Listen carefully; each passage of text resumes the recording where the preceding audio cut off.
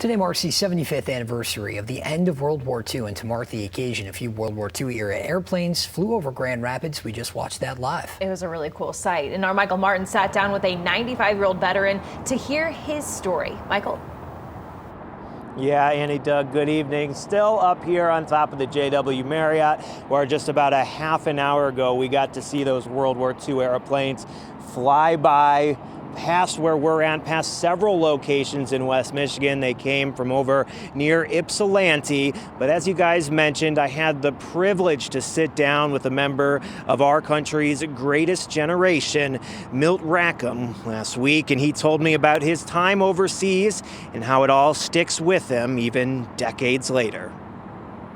I know I did what I needed to do for our country at that time. 95-year-old Milt RACKHAM now lives with his wife Carol in their Belding home. A proud great-grandfather, he's run his furniture upholstery business from an attached workshop since the 60s. You notice right here?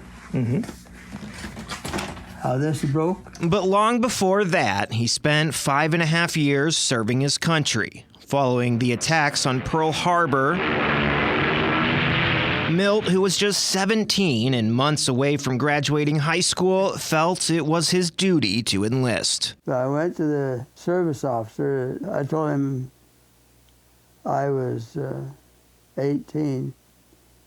And he says, Milt, you can't fool me. He says, remember, I was your scoutmaster. I know how old you are.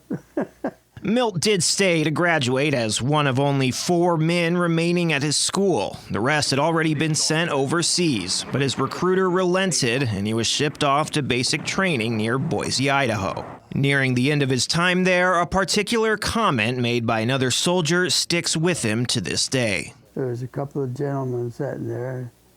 He says, how many do you think is going to come home alive? I never did forget that. I had a lot of bad things happen. Milt never spoke much about those bad things that happened after he came home. Despite raising 7 kids and dozens of grandkids, he really only told his story once in a book he wrote in 2013. Here we are. In it, he shows us a photo of the PT boat he served on with a gaping hole ripped across its bow, the result of a skirmish with 2 Japanese destroyers. I went up to the skipper. I said, hey, you know, we got a destroyer on each side. He says, the hell we do. I said, look over there, look over there. Wow. He said, well, we got to be ready to get the hell out of here. But it wasn't his first time under pressure from the enemy. Milt was also involved in the Battle of Kiska, an effort by the Allied forces to reclaim an island off Alaska from the Japanese. The Japanese had it made because they'd hold in on the mountain in the caves, you know. If you'd come to them, they could shoot you out. There, for about a week, it was Milt's job to move the fallen soldiers onto boats so they could be taken back to the States to be buried. You know you got a job to do. You concentrate on it. You do it. Eventually, Milt would end up in the South Pacific, where he was seriously injured while guarding a U.S. munition ship. It landed right between my legs. It was made a hole in the floor here. 2 inches long here and 20 inches out there. Just missed enough it went on the inside of my feet. The war was over that day for me. But before coming home, he would spend over a year in a New Guinea military hospital. Was hurt bad, wasn't healing. Another guy to get better and go home. That's a hard feeling. And when he finally made it back home, he said only his physical wounds had healed. When I come home, I was a basket case. I really was. I didn't want to do nothing. I didn't want nobody to bother me. I didn't want to bother nobody else. It was just a bad situation. Now he's bothered all the time. Nobody lets him.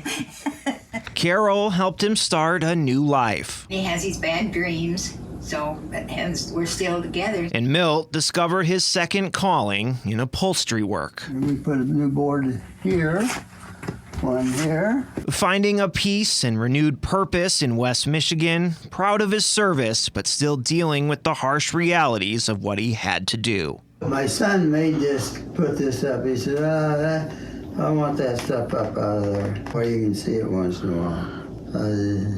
No, you want to bring back bad memories. Is it hard to look at it sometimes? Yeah, once in a while. Especially this one. Still, if he had the chance to go back in time, Milt says he would serve his country all over again. I was just doing my job, you know. It was sometimes a hard job, but I was doing it. Yeah, so a very good reason why we refer to them as our greatest generation. To hear more about Milt's story, you can check out our web article at fox17online.com. But for now, we're live in downtown Grand Rapids. Michael Martin, Fox 17 News.